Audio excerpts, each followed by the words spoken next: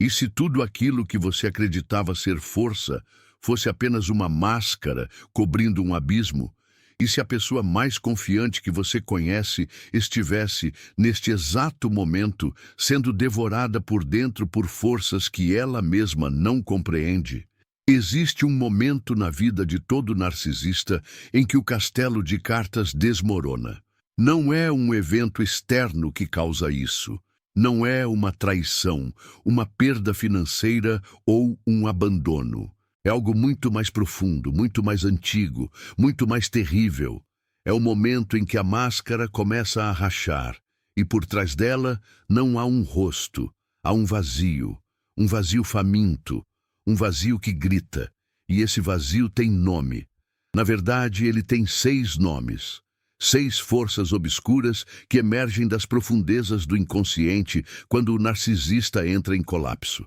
Forças que a maioria das pessoas jamais verá, porque preferem olhar para o outro lado. Forças que transformam um ser humano em algo irreconhecível.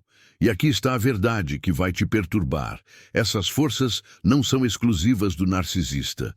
Elas dormem em cada um de nós. A diferença é que, no colapso narcísico, elas despertam todas ao mesmo tempo, como demônios libertados de uma prisão milenar.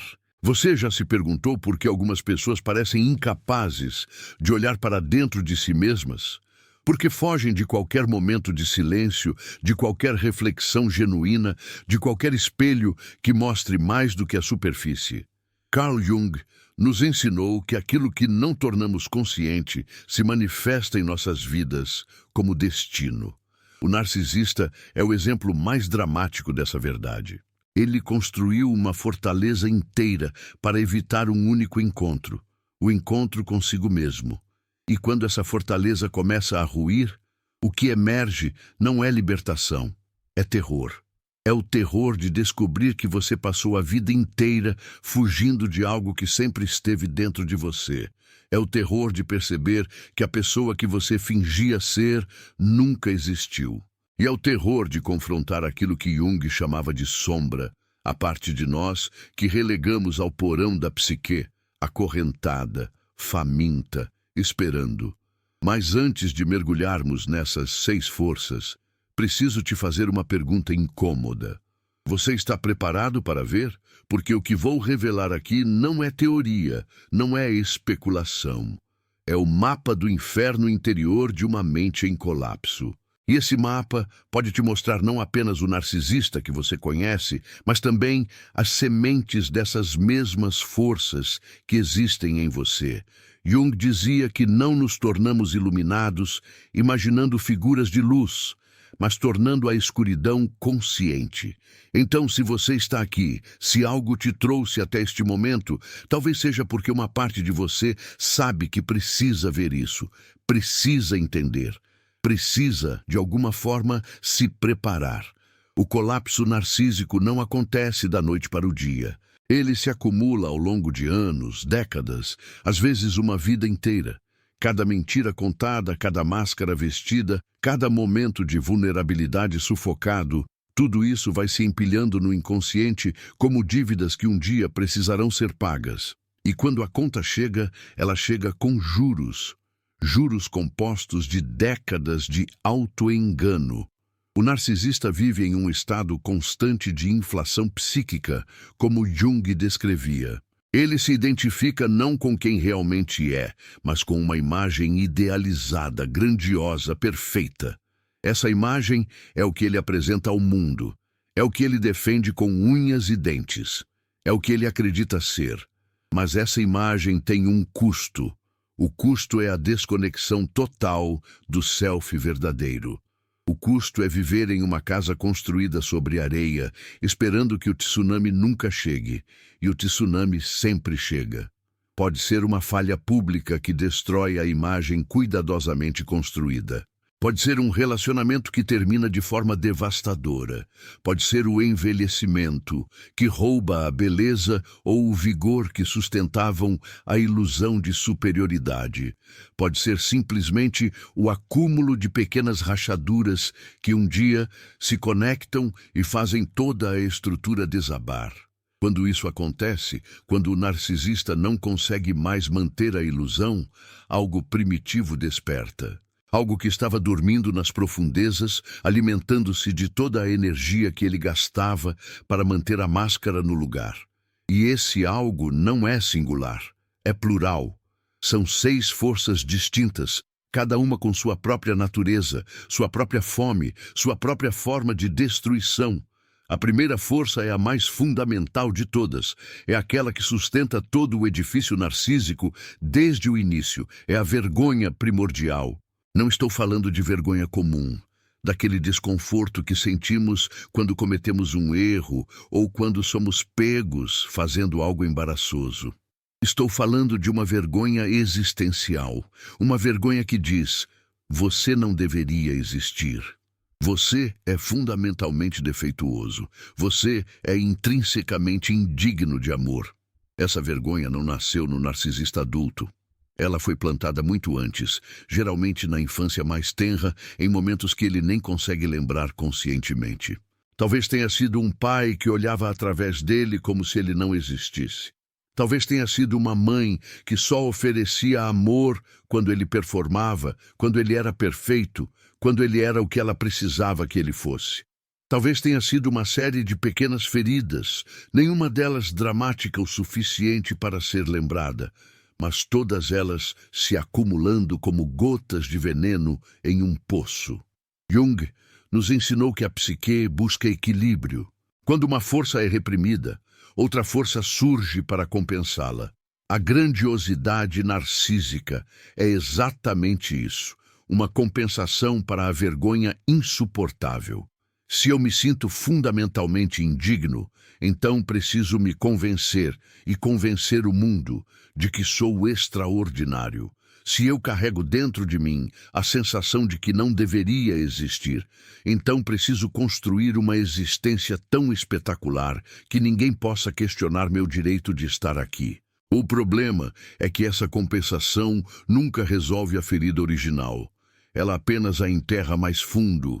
E quando o colapso acontece, quando as defesas caem, essa vergonha emerge com uma força avassaladora. É como se décadas de vergonha reprimida explodissem de uma vez só.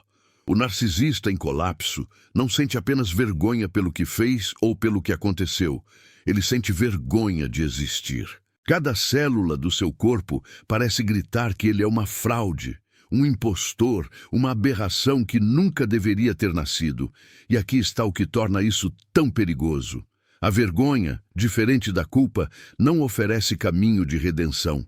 A culpa diz que você fez algo ruim, o que significa que você pode fazer diferente, pode se desculpar, pode reparar. A vergonha diz que você é ruim, o que significa que não há nada a fazer. Você não pode consertar quem você é. Você só pode esconder, ou destruir, ou fazer os outros sentirem o que você sente para não estar sozinho nesse inferno. O narcisista em colapso frequentemente escolhe a terceira opção. Ele projeta sua vergonha nos outros. Ele humilha, degrada, envergonha as pessoas ao seu redor, tentando desesperadamente transferir o peso insuportável que carrega. É como se ele pensasse, em algum nível inconsciente: se eu conseguir fazer você sentir essa vergonha, talvez eu sinta menos. Mas isso nunca funciona. A vergonha projetada sempre retorna, multiplicada como um bumerangue feito de navalhas. A segunda força que emerge no colapso é algo que Jung descreveu extensivamente em sua obra: a raiva do ferido. Não é raiva comum, não é irritação ou frustração. É uma fúria ancestral, primitiva, que parece vir de um lugar anterior à linguagem, anterior à razão. É a raiva de uma criança que foi abandonada emocionalmente e nunca teve permissão para expressar sua dor. É a raiva acumulada de todos os momentos em que o narcisista teve que engolir suas verdadeiras emoções para manter a imagem. É a raiva contra um mundo que ele secretamente sabe que o viu através de sua máscara e não disse nada, ou que o amou apenas pela máscara e não por quem ele realmente era. Essa raiva, quando liberada, não conhece limites. Ela não distingue entre quem merece e quem não merece. Ela simplesmente queima tudo em seu caminho. O narcisista em colapso pode se voltar contra as pessoas mais próximas, aquelas que mais o amaram, com uma crueldade que parece incompreensível. Mas não é incompreensível quando você entende a dinâmica. Essas pessoas representam para ele testemunhas de sua vulnerabilidade. Elas viram por trás da máscara, mesmo que brevemente. Elas conhecem segredos. E agora, no colapso, elas se tornam alvos, porque sua mera existência é um lembrete de tudo que ele tentou esconder. Jung falava sobre a importância de integrar a sombra, de reconhecer e aceitar as partes de nós mesmos que preferimos negar. O narcisista nunca fez esse trabalho. Ele passou a vida projetando sua sombra nos outros, vendo neles os defeitos que não podia admitir em si mesmo. Agora, no colapso, a sombra se recusa a ser projetada. Ela exige ser vista. E como o narcisista não tem ferramentas para lidar com ela, não tem prática em enfrentar suas próprias trevas, ele é dominado.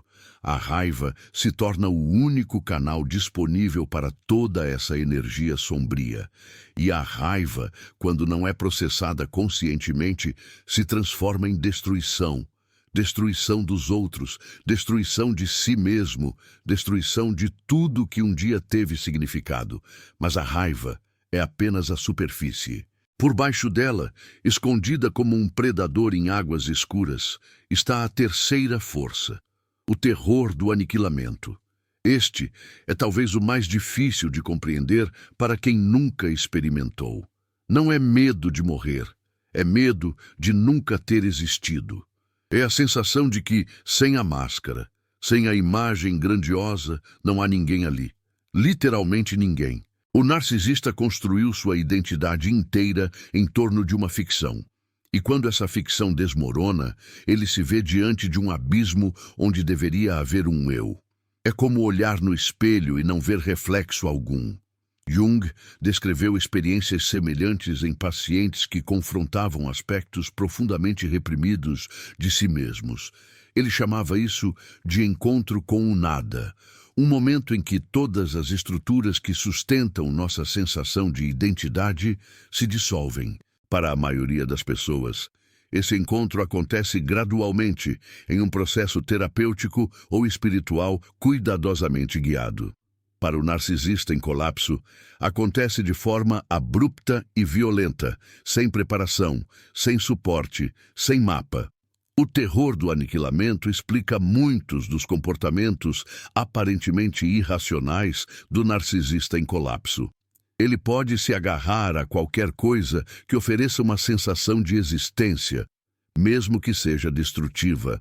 Ele pode provocar conflitos enormes apenas para sentir algo, para confirmar que ainda está ali, que ainda tem impacto no mundo. Ele pode buscar atenção negativa com a mesma voracidade que antes buscava a admiração, porque até mesmo ser odiado é melhor do que ser invisível, do que não existir. É um paradoxo terrível. O narcisista que passou a vida tentando ser visto como extraordinário, agora aceita ser visto como monstruoso, desde que seja visto. Desde que alguém confirme que ele é real. E enquanto ele luta contra esse terror, a quarta força começa a se manifestar. A inveja devoradora. Novamente, não estou falando de inveja comum, aquele desejo passageiro de ter o que outro tem. Estou falando de uma inveja que corrói por dentro, que transforma cada alegria alheia em uma afronta pessoal, que vê em cada sucesso do outro uma prova de seu próprio fracasso. O narcisista sempre teve dificuldade com a inveja, mas geralmente conseguia mascará-la com desdém ou competição. No colapso, essa máscara cai também. A inveja se revela em toda sua feiura, em toda sua voracidade. Jung entendia a inveja como uma sombra do desejo não reconhecido. Invejamos nos outros aquilo que não nos permitimos ter ou ser. O narcisista em colapso inveja não apenas conquistas materiais ou sucesso externo. Ele inveja algo muito mais fundamental: Ele inveja a capacidade de outros serem genuínos. Ele inveja a facilidade com que algumas pessoas parecem simplesmente existir, sem precisar provar nada, sem precisar performar constantemente. Ele inveja a paz interior que ele mesmo nunca conheceu. E essa inveja se transforma em ressentimento, em desejo de destruir aquilo que não pode ter. É por isso que o narcisista em colapso frequentemente tenta arrastar outros para baixo com ele. Se ele não pode ter paz, ninguém terá. Se ele não pode ser genuíno, vai expor a falsidade que imagina em todos. Se ele está sofrendo, vai garantir que outros sofram também. Não é maldade pura, é desespero. É a tentativa desesperada de um afogado de se agarrar a qualquer coisa, mesmo que isso signifique afundar quem está por perto. A inveja no colapso narcísico é uma força cega que não calcula consequências, que não pesa custos e benefícios. Ela simplesmente age, impulsionada por uma dor que não encontra outra saída. A quinta força é mais sutil, mais insidiosa e talvez a mais trágica de todas, o luto impossível. O narcisista em colapso está em algum nível de luto, mas é um luto que não pode ser vivido, porque ele está de luto por algo que nunca existiu. Ele está de luto pela pessoa que fingiu ser. Ele está de luto pelos relacionamentos que pensava ter, mas que eram apenas reflexos de sua própria necessidade. Ele está de luto por uma vida inteira de momentos que nunca foram realmente vividos, porque ele nunca esteve presente neles, sempre escondido atrás da máscara. Jung falava sobre a importância do luto no processo de individuação. Precisamos deixar morrer as versões antigas de nós mesmos para que novas versões possam nascer. Precisamos fazer o funeral de nossas ilusões para que possamos viver na realidade. O narcisista em colapso está diante dessa necessidade, mas não consegue atendê-la. Como fazer o luto de algo que você não admite que era falso? Como chorar a perda de uma identidade quando admitir essa perda significa admitir que você nunca foi quem disse ser? Esse luto impossível se manifesta de formas distorcidas. Pode aparecer como uma nostalgia intensa por um passado idealizado que nunca existiu da forma como é lembrado. Pode aparecer como uma fixação obsessiva em recuperar algo perdido, um relacionamento, uma posição, um status, como se recuperar essa coisa externa pudesse restaurar a integridade interna. Pode aparecer como uma depressão profunda que parece não ter causa específica, porque a causa é tão fundamental que não pode ser nomeada. O narcisista em colapso carrega o peso de uma vida não vivida, e esse peso é esmagador. E, finalmente, emergindo de todas as outras como sua síntese sombria, vem a sexta força, o vazio existencial. Este é o centro do furacão, o olho da tempestade, o ponto para o qual todas as outras forças convergem. É o vazio que estava lá desde o início, o vazio que o narcisismo tentava preencher com admiração, sucesso, poder, conquistas. É o vazio que grita mais alto quando todas as distrações são removidas. Jung descreveu encontros com esse tipo de vazio em suas próprias explorações do inconsciente, documentadas no Livro Vermelho. Ele sabia que confrontar o vazio é uma das experiências mais terríveis e mais transformadoras que um ser humano pode ter. O vazio existencial do narcisista não é simplesmente a ausência de significado. É a presença ativa de um nada que devora. É como um buraco negro no centro da psique, consumindo toda a luz, toda a energia, todo o senso de propósito. E assim como um buraco negro, ele distorce tudo ao seu redor. O tempo parece diferente, o espaço parece diferente. Relacionamentos, atividades, pensamentos, tudo é puxado em direção a esse centro vazio, e tudo parece perder substância ao se aproximar dele. O narcisista em colapso pode tentar preencher esse vazio de formas cada vez mais desesperadas. Pode buscar novas fontes de admiração, novos relacionamentos para vampirizar, novas conquistas para ostentar. Mas nada funciona. Cada tentativa de preenchimento apenas revela o quão profundo é o vazio. É como tentar encher um barril sem fundo. Não importa quanto você despeje, nunca será suficiente. E a cada fracasso, o desespero aumenta, as outras forças se intensificam e o colapso se aprofunda. Mas aqui está algo que preciso te dizer. Algo que pode parecer contraditório depois de tudo que descrevi. O colapso narcísico, apesar de todo o seu horror, carrega uma semente de possibilidade. Jung acreditava que toda crise psíquica é também uma oportunidade de transformação. A descida ao inferno pode preceder uma ascensão. A morte do ego pode abrir espaço para o nascimento do self. O problema é que essa transformação não é automática. Ela requer algo que o narcisista raramente possui. A coragem de permanecer no fogo sem fugir, a humildade de admitir a falência total de suas estratégias anteriores e a disposição de reconstruir desde os fundamentos. A maioria dos narcisistas em colapso não consegue fazer isso. Eles lutam contra o colapso com todas as suas forças, tentando reconstruir a máscara, tentando encontrar novas fontes de suprimento narcísico, tentando voltar ao estado anterior. E alguns conseguem, pelo menos temporariamente. Eles encontram uma nova vítima para manipular, uma nova narrativa para vender, uma nova máscara para vestir. Mas o colapso que foi evitado não foi resolvido, apenas adiado. E quando voltar, voltará com mais força. Outros não conseguem reconstruir e caem em estados cada vez mais disfuncionais. Depressão profunda, comportamentos autodestrutivos, às vezes até psicose.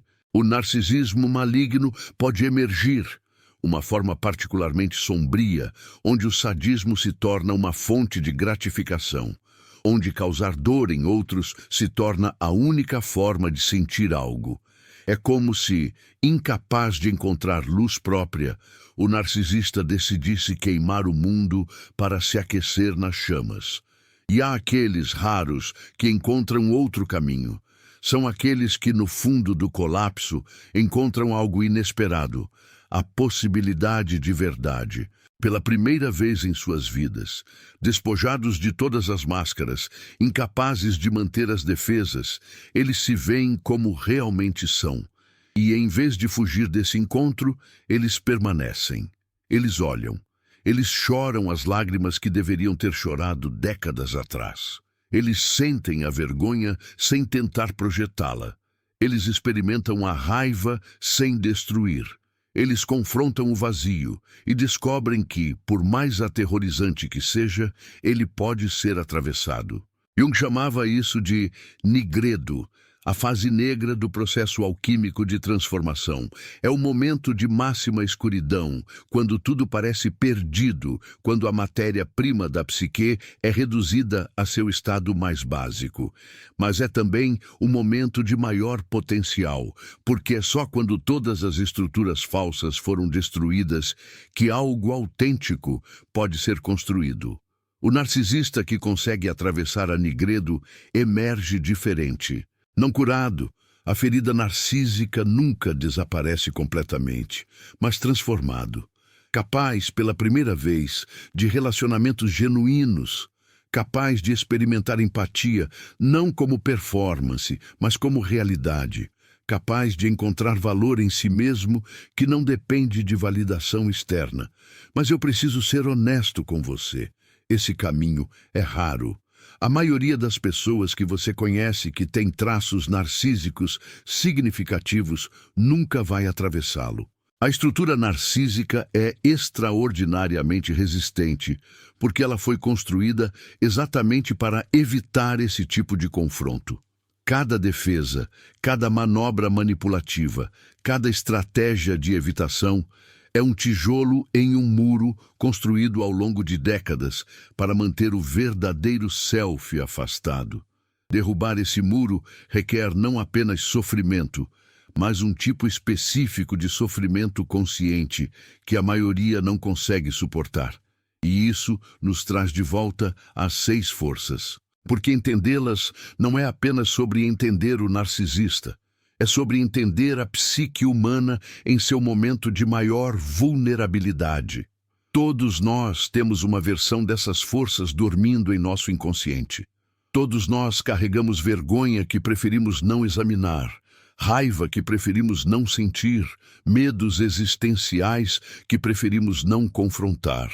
A diferença entre nós e o narcisista em colapso não é que nós somos melhores, é que nós tivemos mais recursos, mais suporte, mais oportunidades de processar essas forças gradualmente, em doses administráveis. Quando você olha para um narcisista em colapso, você está olhando para uma versão extrema de algo universal. Você está vendo o que acontece quando as defesas falham completamente, quando décadas de material reprimido emergem de uma vez só. É assustador, sim, mas também é instrutivo, porque nos mostra a importância de fazer o trabalho interno antes que seja tarde demais. Nos mostra o custo de viver atrás de máscaras. Nos mostra o que acontece quando fugimos de nós mesmos por tempo demais. Jung dedicou sua vida a mapear os territórios da psique humana, incluindo seus cantos mais escuros. Ele desceu ao próprio inconsciente, confrontou seus próprios demônios e emergiu com mapas que ainda hoje nos guiam. Ele sabia que a escuridão não pode ser derrotada pela negação, apenas pela integração. Ele sabia que as forças que nos assombram são, na verdade, partes de nós mesmos pedindo para serem reconhecidas, aceitas, transformadas. O narcisista em colapso é um lembrete vivo dessa verdade. Ele é o que acontece quando passamos a vida fugindo de nossa própria sombra até que ela nos alcança. Ele é a consequência extrema de escolhas que todos nós fazemos em menor escala. A escolha de parecer em vez de ser, a escolha de performar em vez de viver, a escolha de proteger a imagem em vez de nutrir a alma. Então, enquanto você processa tudo isso, enquanto essas imagens e ideias se acomodam em sua mente, eu te convido a fazer algo corajoso. Olhe para dentro, não para julgar, não para se comparar ao narcisista, mas para ver. Onde estão suas próprias máscaras? Quais partes de você foram relegadas à sombra? Que vergonhas você carrega que nunca examinou de perto? Que raivas você suprimiu que ainda queimam em algum lugar dentro de você? Que vazios você tenta preencher com coisas externas porque tem medo de confrontar o que está realmente ali? Não estou dizendo que você é um narcisista. Provavelmente não é. Mas todos nós existimos em um espectro, e todos nós podemos nos beneficiar de maior consciência sobre as forças que moldam nossa psique. O trabalho de individuação que Jung propôs não é apenas para casos extremos, é para todos que desejam viver de forma mais autêntica, mais integrada, mais plena, mais... E aqui está a verdade final, a verdade que eu quero que você leve consigo quando este vídeo terminar. As mesmas forças que destroem o narcisista em colapso podem, se trabalhadas conscientemente, se tornar fontes de profunda transformação. A vergonha pode se tornar humildade. A raiva pode se tornar assertividade saudável. O medo do aniquilamento pode se tornar aceitação da impermanência. A inveja pode se tornar admiração e inspiração. O luto pode se tornar liberação. E o vazio existencial pode se tornar o espaço sagrado onde o verdadeiro self finalmente emerge. Essa é a alquimia que Jung descrevia. Não a transformação de chumbo em ouro no sentido literal, mas a transformação de nosso material psíquico mais denso, mais pesado, mais difícil, em consciência, em sabedoria, em amor genuíno. É um trabalho de uma vida inteira, é um trabalho que nunca está completo, mas é o único trabalho que realmente importa. Agora, deixe-me te guiar mais fundo ainda nesse labirinto, porque cada uma dessas 6 forças tem camadas que ainda não exploramos, sutilezas que merecem nossa atenção, implicações que podem mudar a forma como você entende não apenas o narcisista, mas a si mesmo e as pessoas ao seu redor. A vergonha primordial, essa primeira força, não é um sentimento que o narcisista escolhe ter. Ela foi inscrita em sua psique antes mesmo que ele tivesse palavras para descrevê-la. Pense em um bebê que chora e não é atendido. Pense em uma criança que expressa alegria e é silenciada. Pense em uma necessidade legítima de conexão que foi repetidamente negada, ignorada ou, pior, punida. Cada uma dessas experiências deixa uma marca, uma impressão no tecido da psique que diz: você não é suficiente, você não é digno, seu verdadeiro self não é bem-vindo aqui. Jung falava sobre complexos, constelações de energia psíquica organizadas em torno de um núcleo emocional. A vergonha primordial é o núcleo do complexo narcísico. Tudo mais se organiza em torno dela. A grandiosidade é uma defesa contra ela. A necessidade de admiração é uma tentativa de contradizê-la. A incapacidade de tolerar críticas é o terror de que ela seja confirmada. Quando você entende isso, o comportamento narcísico deixa de parecer misterioso ou malévolo e se revela como o que realmente é, uma tentativa desesperada de sobreviver a uma dor insuportável. Mas aqui está o paradoxo cruel. As defesas contra a vergonha frequentemente geram mais vergonha. O narcisista que mente para parecer melhor sabe, em algum nível, que está mentindo. O narcisista que manipula para conseguir admiração sabe, em algum nível, que essa admiração é falsa. Cada vitória da máscara é também uma derrota do verdadeiro self, uma confirmação silenciosa de que ele não é amável como é, de que precisa de artifícios para ser aceito. Assim, a vergonha se alimenta de si mesma, crescendo mais forte a cada tentativa de evitá-la.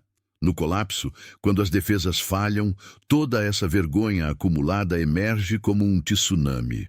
O narcisista é inundado por sentimentos que passou a vida tentando evitar.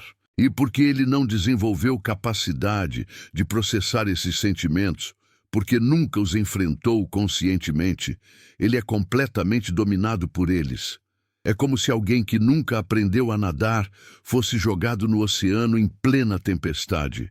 Não há habilidade, não há recurso, não há nada além de desespero. A raiva do ferido, a segunda força, tem suas próprias complexidades. Jung distinguia entre raiva consciente e raiva sombra. A raiva consciente é aquela que reconhecemos, que podemos expressar de forma apropriada, que serve como proteção e motivação. A raiva sombra é aquela que negamos, que reprimimos, que se acumula no inconsciente até explodir de formas destrutivas. O narcisista é um mestre em transformar raiva consciente em raiva sombra. Desde cedo, ele aprendeu que mostrar raiva diretamente era perigoso, que poderia resultar em punição ou abandono. Então ele aprendeu a escondê-la, a mascará-la, a expressá-la de formas indiretas.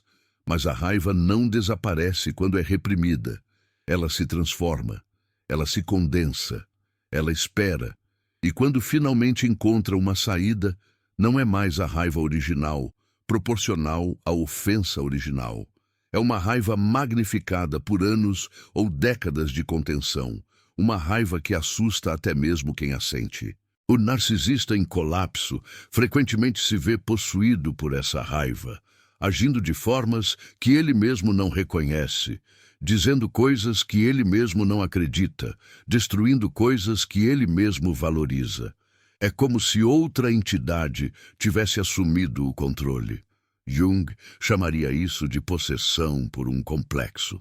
Quando um conteúdo inconsciente acumula energia suficiente, ele pode temporariamente tomar conta do ego, fazer a pessoa agir de formas que são ego-distônicas, ou seja, contrárias à sua identidade consciente.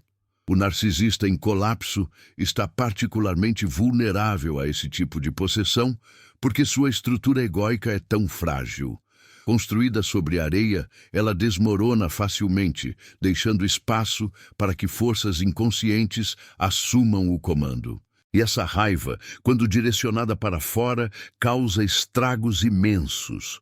Relacionamentos são destruídos, reputações são arruinadas.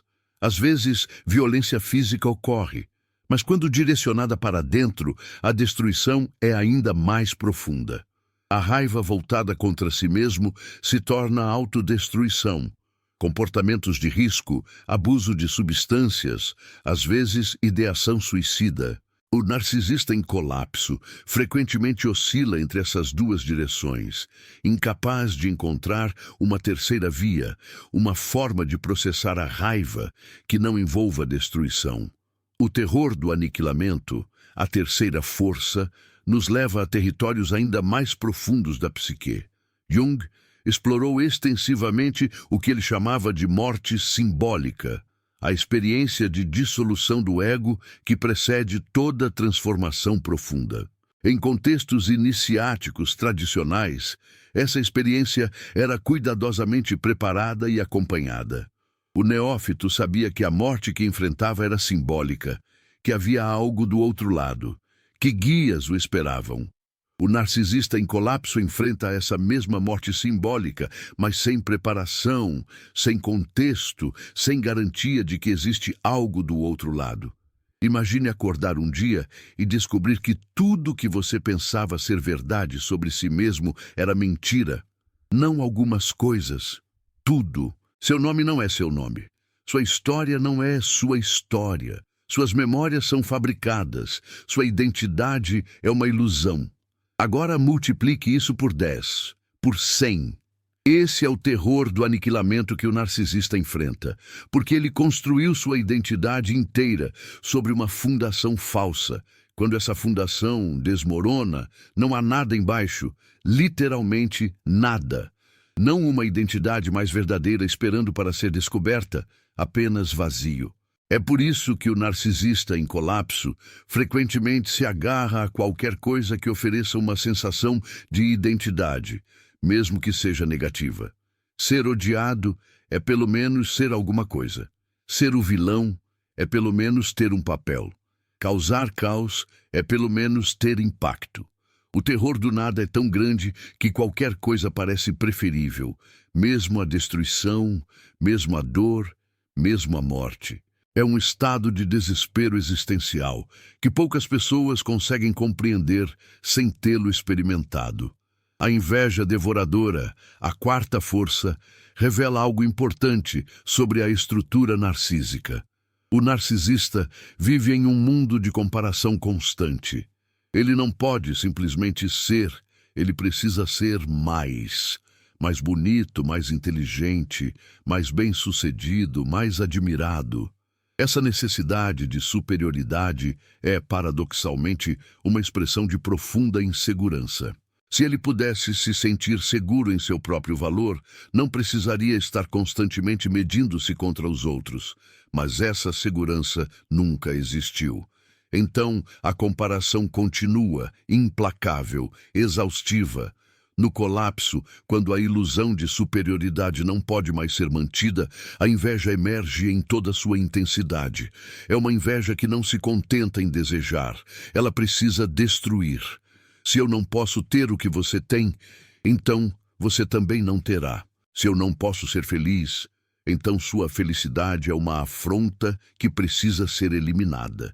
Jung via nesse tipo de inveja uma expressão do aspecto destrutivo do inconsciente, aquilo que ele às vezes chamava de força demoníaca, não no sentido religioso, mas no sentido de uma energia psíquica que opera além do controle do ego e contra os interesses da totalidade. O narcisista invejoso em colapso pode se tornar extraordinariamente destrutivo, especialmente para aqueles mais próximos. Ele pode sabotar o sucesso de parceiros, filhos, amigos. pode espalhar mentiras e rumores, pode manipular situações para causar fracasso nos outros. E faz tudo isso não por maldade calculada, mas por um impulso primitivo de equalização. Se eu estou caindo, todos cairão comigo. Se o meu mundo está desmoronando, nenhum mundo permanecerá de pé.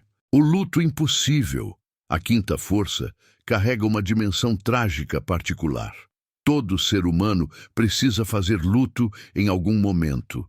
Perdemos pessoas, perdemos oportunidades, perdemos versões de nós mesmos que não podemos mais ser. O luto saudável envolve reconhecer a perda, sentir a dor e, eventualmente, encontrar uma forma de integrar essa perda em nossa narrativa de vida. Mas o que acontece quando a perda é tão fundamental que reconhecê-la significaria desmontar toda essa narrativa? O narcisista em colapso está de luto por algo que ele não pode admitir ter perdido: uma vida autêntica. Ele está de luto por todos os relacionamentos que poderiam ter sido genuínos, mas não foram. Por todas as experiências que poderiam ter sido vividas, mas foram apenas performadas. Por uma versão de si mesmo que poderia ter existido se as circunstâncias fossem diferentes, se as feridas fossem menores, se as defesas não tivessem se tornado tão impenetráveis. É um luto por um self que nunca nasceu, e como você chora algo que nunca existiu. Esse luto impossível se manifesta frequentemente como uma melancolia vaga, uma tristeza sem objeto claro. O narcisista em colapso pode não conseguir identificar pelo que está triste. Tudo parece errado, mas nada específico pode ser apontado. É como ter saudade de um lugar onde você nunca esteve, de uma pessoa que você nunca conheceu. Essa qualidade difusa torna o luto ainda mais difícil de processar. Não há túmulo para visitar, não há memorial para construir, não há ritual que possa conter e canalizar a dor. E, finalmente, o vazio existencial, a sexta força, que é tanto a fonte quanto o destino de todas as outras. Jung passou grande parte de sua vida explorando o que ele chamava de questão do significado. Ele via na neurose moderna uma expressão de vazio espiritual, uma consequência de viver em uma era que perdeu seus símbolos, seus rituais, sua conexão com o transcendente. O narcisista é, de certa forma, o exemplo extremo dessa condição moderna. Ele tentou criar significado através de admiração externa, sucesso mundano, poder sobre outros. E descobriu no colapso que nenhuma dessas coisas pode preencher o vazio que vem de uma vida desconectada de si mesma. O vazio existencial não é simplesmente ausência de significado. É presença de uma pergunta que não pode ser respondida. Para que estou aqui? O que justifica minha existência? Se tudo que eu pensava ser verdade sobre mim era falso, então quem sou eu realmente? Essas perguntas, que a maioria das pessoas consegue evitar ou responder parcialmente, tornam-se inescapáveis no colapso narcísico. E não há resposta fácil, não há resposta que não envolva uma reconstrução fundamental da psique desde suas bases. Jung oferecia um caminho através desse vazio, o processo de individuação. Ele acreditava que dentro de cada ser humano existe um self, uma totalidade que transcende o ego, que contém tanto a luz quanto a sombra, tanto o consciente quanto o inconsciente. O trabalho de uma vida é se aproximar desse self, integrar suas diversas partes, tornar-se quem realmente se é. Para o narcisista em colapso, esse trabalho é extraordinariamente difícil porque ele começou tão longe do ponto de partida. Ele não precisa apenas integrar sua sombra. Ele precisa primeiro construir um ego suficientemente saudável para suportar essa integração. Mas não é impossível. Eu já vi isso acontecer. Raramente sim. Dolorosamente, sempre. Mas acontece. O narcisista que consegue atravessar o colapso, que consegue permanecer no fogo tempo suficiente para ser transformado por ele, emerge como algo diferente. não como uma pessoa perfeita. A ferida narcísica deixa cicatrizes permanentes, mas como uma pessoa mais real. Uma pessoa capaz de reconhecer suas limitações sem ser destruída por elas. Uma pessoa capaz de conexão genuína, talvez pela primeira vez na vida. Uma pessoa que encontrou, no fundo do vazio, algo que é verdadeiramente seu. E isso nos leva de volta a você, que assistiu até aqui, que mergulhou comigo nessas águas escuras. O que você faz com esse conhecimento? Como ele muda a forma como você vê o narcisista em sua vida ou as tendências narcísicas em si mesmo? Jung dizia que conhecimento sem aplicação é estéril, que entender sem integrar é apenas outro jogo intelectual. Então, eu te convido a levar isso para além do conceito, para além da teoria, para dentro da sua vida real. Se há um narcisista em sua vida, talvez esse conhecimento te ajude a ter mais compaixão sem perder a proteção necessária. Compaixão não significa aceitar abuso. Não significa se sacrificar para tentar salvar alguém que não quer ser salvo. Mas significa reconhecer a humanidade mesmo em comportamentos que parecem desumanos. Significa entender que por trás da crueldade há dor, que por trás da manipulação há desespero, que por trás da máscara há uma criança ferida que nunca aprendeu outra forma de existir. E se você reconhece em si mesmo algumas dessas forças, mesmo em grau menor, talvez esse seja o momento de olhar mais de perto. Não com julgamento. O julgamento só aumenta a vergonha e perpetua o ciclo. Mas com curiosidade, com coragem, com a disposição de ver o que está ali, qualquer que seja a forma que assuma. Jung nos ensinou que a sombra rejeitada se torna destino, mas a sombra reconhecida se torna aliada. Cada parte de nós que negamos nos enfraquece. Cada parte que integramos nos fortalece. O caminho junguiano não é para os fracos de coração. Ele exige que olhemos para o que preferimos ignorar, que sintamos o que preferimos entorpecer, que aceitemos o que preferimos rejeitar. Mas é também o único caminho que leva à totalidade genuína, à individuação, àquilo que Jung chamava de realização do self. E esse caminho está disponível para todos nós.